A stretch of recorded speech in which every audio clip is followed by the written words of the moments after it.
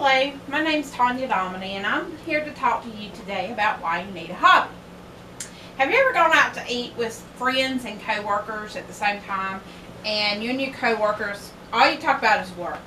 You talk about what's going on at work, you talk about your bosses, you talk about your other co-workers, and your other friends are just sitting there bored. And they look at you and they say, you need a hobby. Well, I'm here today to talk to you about why you need a hobby. First of all, I'm going to start out with the definition of a hobby. A hobby is an activity that is done regularly in one's leisure time for pleasure. I want to discuss the 3 benefits of having a hobby. One of those is your job is not a hobby. Secondly, I want to discuss the benefits of a hobby with you. And third and foremost, I want to discuss how to choose a hobby.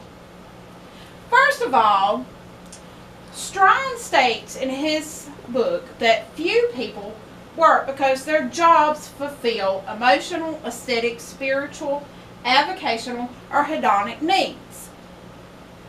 He also goes on to state that people work to provide for themselves and their families, and that people spend a majority of their working hours in a domain where rules are set by others. So basically what this means in a nutshell is work is not a hobby. You go to work to fulfill a need. You go to work to pay bills. So a hobby is not working. It's not attending children's sporting events, although it may seem like a hobby sometimes. It's not taking children back and forth from baseball, football, basketball, cross-country practice. That is not a hobby. That is not something that you yourself do at your leisure.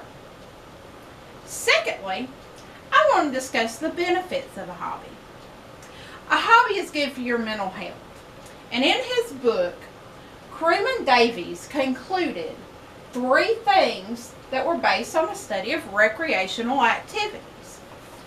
First of all, when 100 or more hours are completed a year in the engagement of arts or other activities, it can enhance the mental well-being in a general population. Also, when engaged in activities, the amount of time may be important in obtaining mental health benefits. So you got to work on your head, because when you sit there and you take time to paint a rock, make a quilt, cross stitch, whatever your flavor of hobby may be, that is good for your mental health. It is something that you're taking out of your time to take and just focus on, and you don't have to report to anybody for it. And thirdly, Davies says that in time, there could be potential for health campaigns such as more physical activities. So you got to work on your head before you work on your body. You got to get your head straight before you can work on your body. Because, you know, if your head's not right, a lot of times you just don't want to get up and do anything. You just want to sit around and do nothing. Well, once you start engaging in these mental activities, it'll start helping with your physical well-being. Third, how do you choose a hobby? Well, Gelber states that hobbies just do not happen. They are planned, executed, and reviewed, which is true in a way. You know, I didn't just get up one day and decide I'm painting rocks. I was walking around Jekyll Island and went off on a hiking trail, which could be another good hobby, by the way, and I found a little painted ladybug. And my little painted ladybug is the cutest little thing you've ever seen. And with that little painted ladybug, on the back, it has Jekyll Rocks on Facebook. So I said, well, that sounds cute. Let me go see what Jekyll Rocks is about.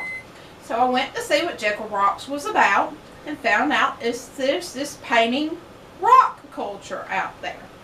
So I didn't get up one day and decide to paint rocks. So came about. So then you choose something you like to do. I like to paint rocks. Some people think I'm crazy. It's about what appeals to you. Just because I like painting rocks doesn't mean that you don't like to go hiking. I don't like to hike. I don't like to get hot and sweat and have bugs swarming around everywhere biting me. But that might be what appeals to you. And also, can this hobby benefit you? Some people like to quilt, cross stitch, and with that hobby, they can sell these items and it can be extra income that comes in. So, I hope that I successfully helped you decide to choose a hobby today, and I hope that it will bring some mental health refreshment to you as well. Thank you, and have a great day.